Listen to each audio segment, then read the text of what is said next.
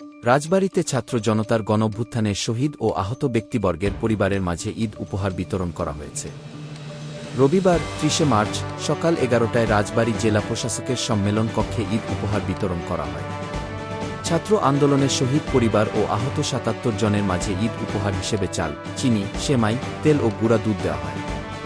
জেলা প্রশাসক সুলতানা আক্তারের সভাপতিত্বে ঈদ উপহার বিতরণ অনুষ্ঠানে বক্তব্য রাখেন জাতীয় নাগরিক কমিটি এনসিপি যুগ্ম সদস্য সচিব ডাক্তার তাসনিম জারা, বৈষম্য বিরোধী ছাত্র আন্দোলনের আহ্বায়ক মীর মাহমুদ সুজন, মুখপাত্র রাজীব মোল্লা, সদস্য মিরাজুল মাজিদ তুর্য, রাজশাহী বিশ্ববিদ্যালয়ের শিক্ষার্থী রমজান আলী, ঢাকা বাংলা কলেজের শিক্ষার্থী জাকির হোসেন প্রমুখ।